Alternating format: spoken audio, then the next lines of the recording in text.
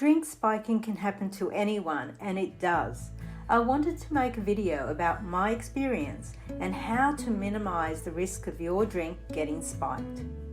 Many years ago, when I was 19 years old, I was traveling with a girlfriend around Asia.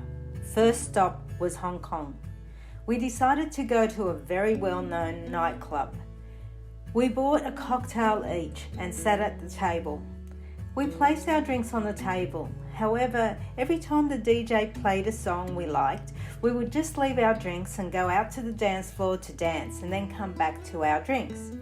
We didn't stay there too long. We had a tour the next morning, but as we were walking back to our hotel, I started to feel dizzy and was swaying. I couldn't walk straight. The hotel wasn't far, but by the time we got there, I couldn't function. My friend had to help me get to bed. In the middle of the night, I woke up disorientated. My teeth were chattering. I felt so cold and hot at the same time. I had diarrhea and I honestly felt like I was going to die. A doctor had to be called in and he monitored me for a while until I stabilized. I didn't know what happened to me that night until 20 years later. I was watching a show on drink spiking and the symptoms of drink spiking, and it hit me. That was what happened to me all those years ago. I'm not sure what the intention of the person spiking my drink was, but I'm so glad I had my friend around. It seems like it was only my drink that was spiked that night. There was no information on drink spiking back then. Now, this happened to my daughter when she was living in London. She was 19 also. Her flatmate was with her and picked up something was wrong. She took her home and monitored her throughout the night whilst giving me updates. When this incident happened, I decided to do a bit of research, and this is what I learned. Did you know that between 20 to 30% of incidents reported to police involve sexual assault? I think the percentage would be greater if all of those that had their drink spiked reported it. Here are some tips to help in avoiding getting your drink spiked, even when you are on a date. Tip number 1. If you are on a first date, or even a second date, it is always better to drive yourself to the venue than to be picked up from your place. If things go sour or the person is aggressive, you can just leave. You are not relying on them to take you home, and they won't have any idea where you live. Tip number 2. Now, this may sound comical, however, I am serious. Go to the bathroom as soon as you get to the venue you are meeting your date, even if you don't feel like you need to go. Now, let me explain why.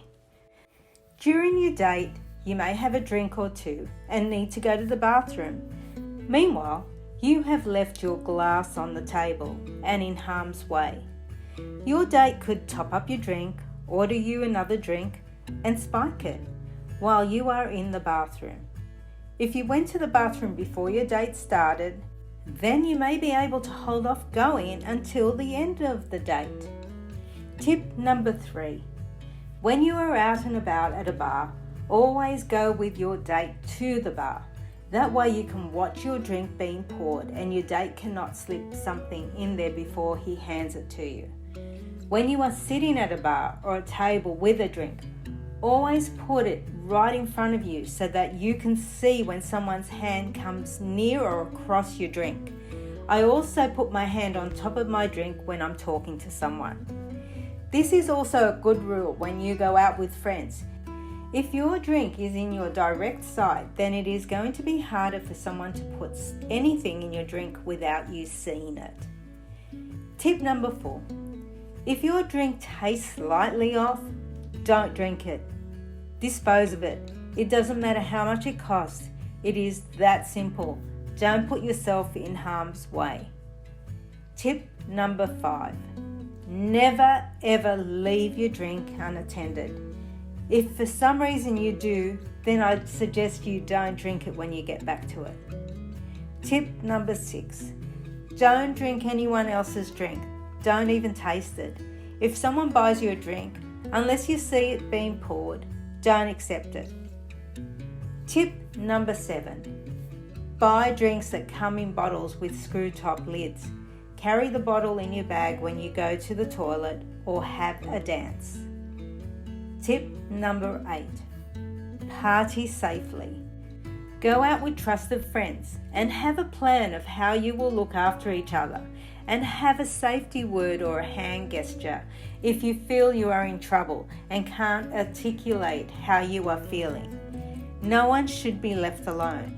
If you find one of your friends has gone missing, it's important you all go find that person. Tip number 9. You and your friends should all know what symptoms of drink spiking are.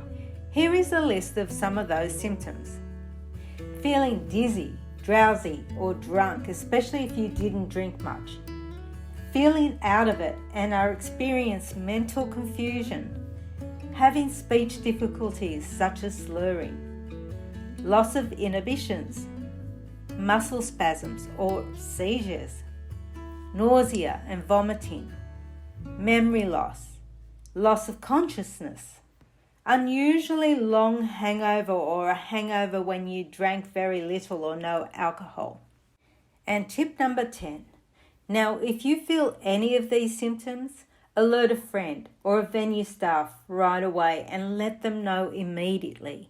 If you are really feeling bad, ask them to call an ambulance and make sure they stay with you until the ambulance arrives and report it to the police. If you are feeling unsafe with the person you are with, let the venue know and let them know to call the police. Or wait with you until you get into a taxi to go home. If you found this information helpful, please subscribe, like and share. Thanks for watching.